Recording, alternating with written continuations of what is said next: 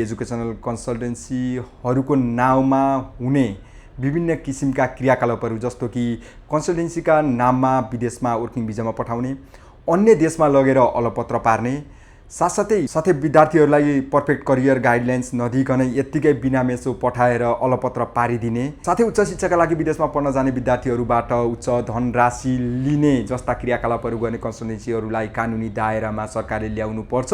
विद्यार्थीहरूलाई पनि राम्रो करियर गाइडलाइन्स दिने, भिजा प्रोसेसिङ गर्ने, साथसाथै उहाँ गइसके पछाडि पनि सहयोग गर्ने कन्सल्टेन्सीहरू उत्तिकै रहेका छन्।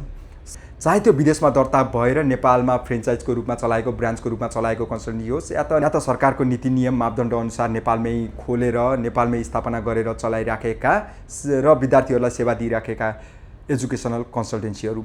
यस्ता कन्सल्टेन्सीहरू अथवा व्यवसायीहरूलाई एउटै संयन्त्रमा सरकारले लिएर आउने, यता सके चाँडो नियमावली लिएर आएर कसरी चाहिँ सञ्चालन गर्ने भनेर चाहिँ सिकाउने, तालिमहरू दिने, उत्प्रेरणा दिने जस्ता चाहिँ क्रियाकलाप सरकारले गर्यो भनेदेखि व्यवसायीहरू हतोत्साहित। नेपालमा कतिपय एजुकेसनल कन्सल्टेन्सी होलान् जुन करको दायरामा आएका छैनन्, एउटा दर्ता प्रक्रियामा गएका छैनन् र शिक्षा मन्त्रालयले तोकिएको जुन मापदण्ड छ त्यो मापदण्डमा नगइकन, एउटा दर्ता नगरिकन चलाइराखेका कन्सल्टेन्सीहरू छन्।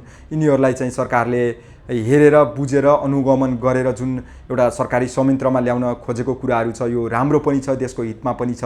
विद्यार्थीहरूलाई चाहिँ राम्रो करियर गाइडलाइन्स दिएर विदेशमा पढ्न पठाउनका लागि एउटा सहयोग गरिराखेका कन्सल्टेन्सीहरूलाई सरकारले पनि एउटा सरकारको संयन्त्रमा लिएर आउनुपर्छ। छिटोभन्दा छिटो नियमावली बनाएर के कसरी चाहिँ व्यवस्थापन गर्ने भन्ने कुराहरू यो छिटोभन्दा छिटो यता सके चाँडो सरकारले गर्नुपर्ने हुन्छ। साथसाथै राम्रा किसिमका कन्सल्टेन्सीहरूलाई चाहिँ उत्प्रेरणा दिने र यस्ता कन्सल्टेन्सीका नाममा ठगी गर्ने कन्सल्टेन्सीहरूलाई कानुनी दायरामा लिएर आउनका लागि सरकारले पनि पहल गर्नुपर्छ।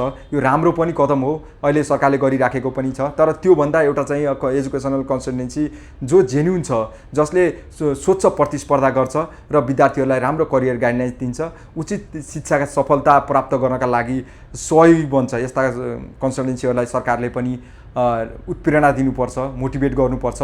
नियमन गरेर त्यसरी के कस्ता डकुमेन्टहरू पुगेका छैनन्, प्रक्रिया कस्तो छ भनेर शिक्षा मन्त्रालयमा पनि नवीकरण गर्ने, साथै अनुगमन गरेर शिक्षा मन्त्रालयमा पनि दर्ता गर्ने एउटा बाटो यता सके चाँडो खुलाउनुपर्छ। र सानो ठुलो नबनिकन कुनै ग्रेड नछुट्याइकन सबै किसिमका कन्सल्टेन्सीहरूलाई एउटा सरकारको एउटा संरचना अथवा एउटा संयन्त्रमा लिएर आयो भनेदेखि एउटा व्यवसायीहरूलाई पनि उत्प्रेरणा हुने थियो र विद्यार्थीहरूलाई पनि एउटा कुनै अन्योलमा नपरिकन, दुविधामा नपरिकन विदेशमा पढ्न गएर विभिन्न किसिमका सिपहरू लिने, अन्तर्राष्ट्रिय डिग्री हासिल गर्न पनि सरकारको पनि पहल रहने थियो भने साथै कन्सल्टेन्सीहरूको पनि पहल रहने थियो।